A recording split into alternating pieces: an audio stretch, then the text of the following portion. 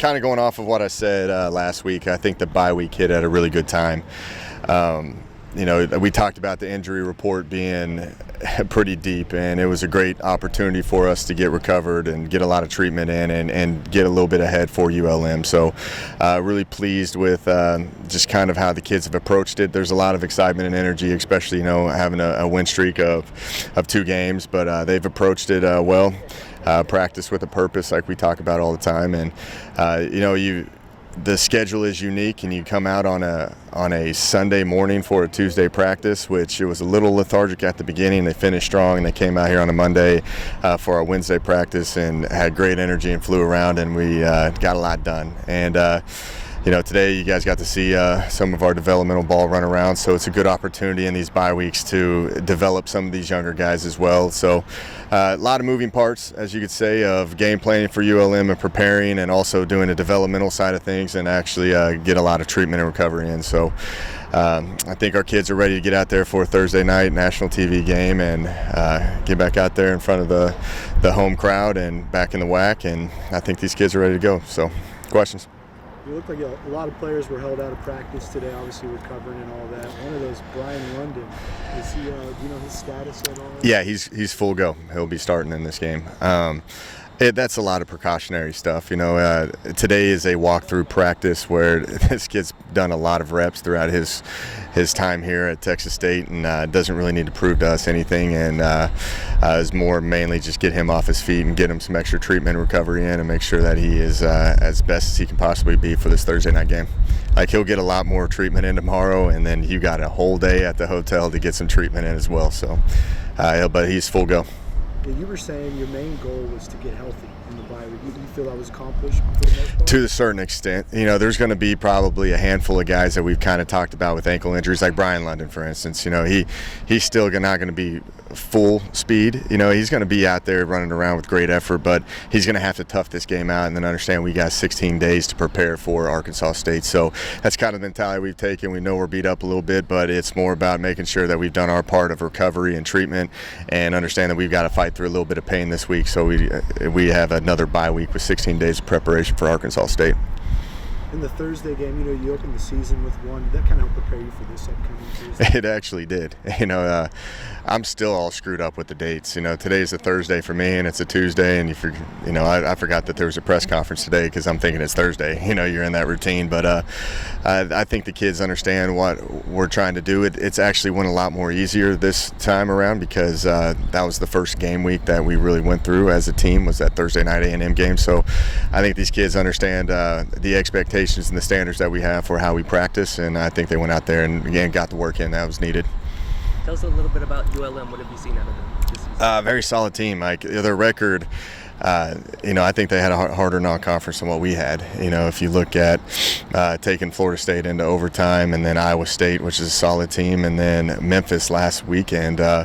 Very good team in my opinion, though. Like, they've been competitive versus all of them, very physical. I think Coach Viator does a great job at creating a lot of energy. Those kids play with extreme effort. That's always a great compliment when a team that plays extremely hard. But it's a very experienced group. I've told the team multiple times this week that there is a familiarity with their personnel, because these guys have gone up against them. We haven't beat them in 3 years. Last time we beat them was 2015.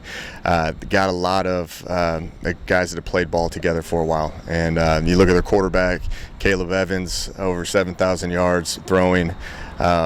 Really have seen everything that you could possibly throw at them, and they have a really good scheme. They're very similar to us in a lot of ways, but just I think that they've had enough time to recruit and get the personnel that they want in, and I think it's going to be a very tough challenge. They got a short week coming around, but I'd expect them to give us their best game. What ways do you feel like you guys are similar? Just, a kind of an experienced team, been through a lot together. And I think that their schemes offensively and defensively are pretty unique, and they're more of a 4-down based team, but offensively they're going to do a lot of things that we've prepared for and what we do as well. So there's a lot of crossover and similarities. I think the way this game is going to come down to is the presentations of how they do it, how they run their GT schemes and counter and inside outside zone and quarterback run game. They do a little bit more of the QB run game than we do, but just overall, just the personnel, the experience that they got, what their schemes are about, they're very similar to us. You mentioned Caleb Evans. What kind of quarterback is he when you look at film on ULM? How would you put your finger on it? He is a solid, consistent kid, is the way I look at it. And he can put you in some really bad spots because he's capable of doing anything. He's thrown for 7,000 yards, career yards. Not very many people have done that to begin with, so we know he can throw it. But his ability to use him in the quarterback run game in certain situations, it makes him tough to defend. And when a guy's seen about everything that you can possibly throw at him over his course of the past couple of years that he's been, playing, it makes it difficult for us. And it's just. Like I've said before, if we got a starting quarterback going into his second year, he's going to be a lot better than year one. And just because he knows how the coordinator thinks, he's, again, experienced in terms of he's seen a lot of things thrown at him. And you can just see that every single year they've gotten better. And this is the highest I've seen their offense playing with him right now. Talk about Texas State's offense against ULM's defense. What matchups do you expect to be the highlights of this game on Thursday? That's an interesting question, because what they do is they do one-on-one battles across the board. They will load a heavy box and play man-free. Man-free is their number one coverage, and they're going to be single high. So in the run game, we're going to have to make a free hit or miss, where we got to control a guy with QB run game backside. Our receiver battles, they're just going to put their guys who they want to match up on us. So really, to me, it goes across the board, and the message all week it's we got to win the battles across the board with our 11 guys versus their 11 guys.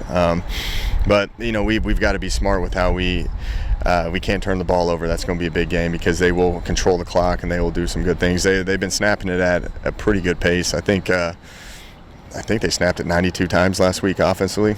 So that's a lot of snaps. So we've got to defend the field a lot and understand that their offense is going to keep us on the field, and we got to just make sure that we're winning our one-on-one battles across the board. Your quarterback situation, obviously it's going to be Jensen starting this one. Correct. How has he improved through his first two starts? What are some things you took the bye week kind of look at him? What'd you say? Bye week is good to just keep working timing. Again, we have not figured it out on offense, but we're getting better every single week. That's all I'm asking. I think we're figuring out our personnel, we're figuring out the play calling, we're figuring out what we're capable of doing, and it's been a great opportunity for us to just keep going back through the base installs and work the timing, and it's allowed us as a staff to sit down too and just see what is Gresh capable of doing, what he's comfortable with. So that's where we're at right now as an offense, is making sure that we're putting our kids in the right position that they're capable of handling. You went on a recruiting trip over the past weekend. I don't know if you're able to comment on that and what you saw. No, it was a good opportunity for all of us to get out and recruit. We've our October is a pretty unique month, so it's taken us a lot of good staff meetings to kind of structure this out. We saved all of our recruiting dates for this month because it was an opportunity for me to get out and see some commitments and get some of the coaches out, but we also got this week after this game as well to get out and see some junior colleges throughout the course of the middle of the week, and the capability for all of us on Fridays. We got 3 Fridays this month where we can get out and watch some Friday Night Lights. So that's also one of part of the moving parts in terms of trying to recover the team and treat the team and develop them and get ahead on ULM. But it was also a great opportunity for us to get out in the state of Texas and get seen and keep building our brand as best as possible.